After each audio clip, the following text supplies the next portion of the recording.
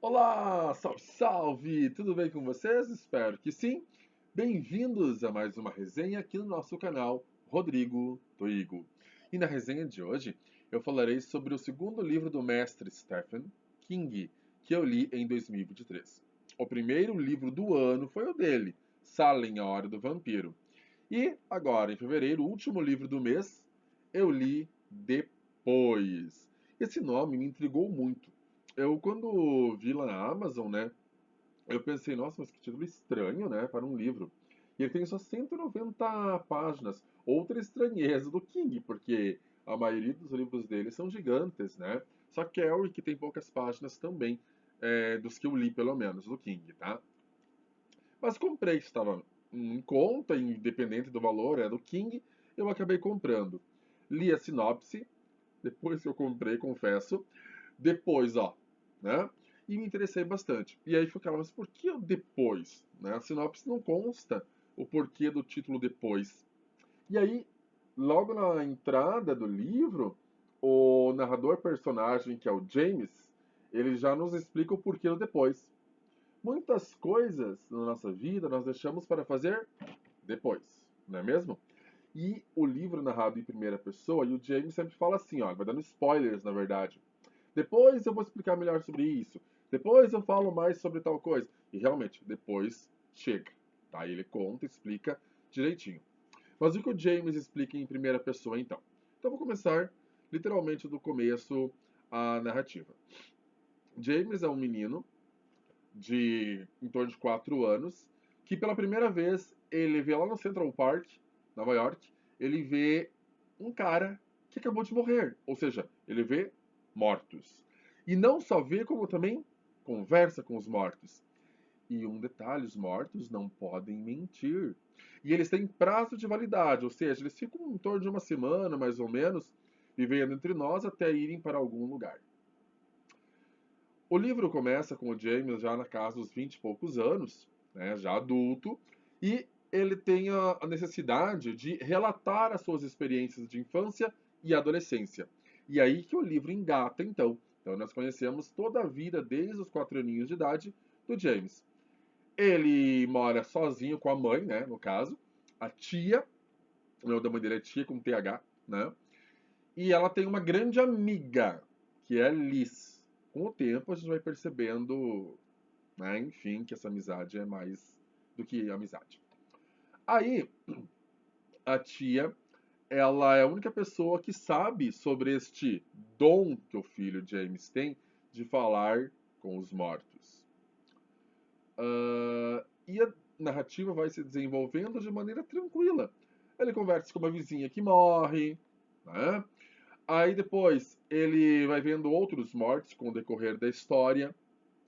Porém, em um determinado momento, morre um escritor que era a galinha dos ovos de ouro da sua mãe. Porque assim, a tia, ela trabalha com autores literários, né? Ela faz a leitura do livro antes da publicação e manda para editoras para ver se esses livros conseguem ou não aprovação editorial para serem publicados. Então ela é chamada de agente literária, né? E o principal autor, que é o que banca o salário dela, o aluguel, despesa, enfim, ele morre, simplesmente acaba morrendo. E aí a tia fica desesperada, precisa saber como que termina uma série literária de sucesso que ele estava produzindo. E ele tinha iniciado a escrita do seu último livro desta série.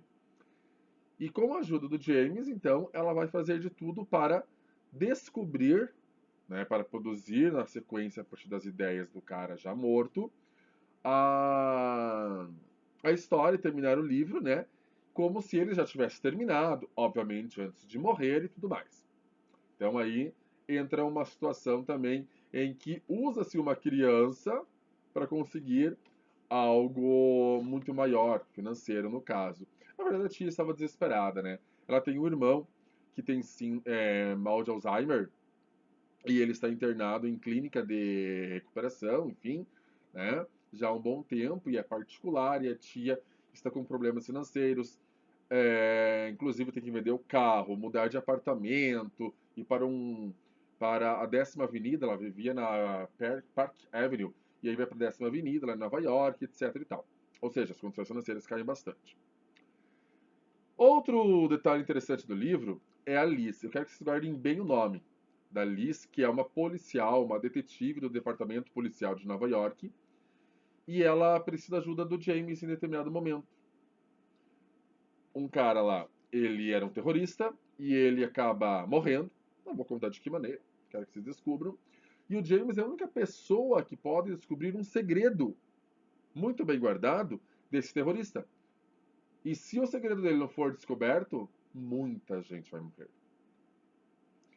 E a partir desse momento, a partir desse encontro com a Liz e com este terrível terrorista, a vida do James se transforma num verdadeiro horror, um inferno. Afinal de contas, depois é uma história de terror. Então é importante se gravarem o James, que é o protagonista, a tia, que é a mãe dele, que no início vive em Mar de Rosas, mas com o tempo vai ter problemas financeiros gravíssimos, e isso afeta em toda a sua vida pessoal e, obviamente, profissional, né? A Liz e a tia são muito amigas, mas tudo que é bom às vezes dura pouco, tá bom? E aí, principalmente, o James, a partir do momento em que a Liz pede ajuda dele, também vai ter a sua vida transformada assim num verdadeiro caos. Lembra que no começo da resenha eu falei da vizinha do James e da tia que morreu e o James consegue conectá-la, conversar com ela? Então, o esposo dela é professor emérito da universidade. E ele, no decorrer da história, vai ter um papel fundamental na vida do James também.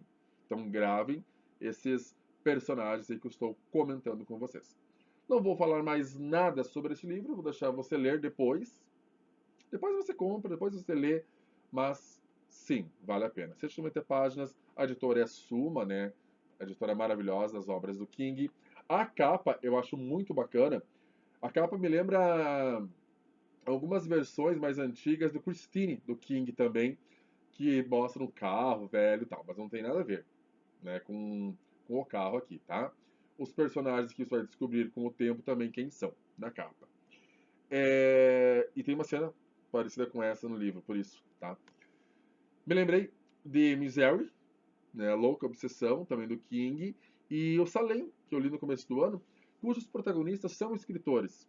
E outras obras do King também, em que ele coloca personagem escritor nas obras. Então isso é algo bem corriqueiro das obras do Stephen, né? Colocar escritores como personagens. E um detalhe, esse livro aqui é de 2021, bem recente, bem legal, bem bom de ler e bem gostoso, contemporâneo, tá? Espero que tenham gostado da minha resenha, espero que se interessem por ler o depois. E é isso aí. Fica aqui mais uma dica literária. Eu volto no próximo vídeo, aqui no nosso canal Rodrigo Twigo. Muito obrigado e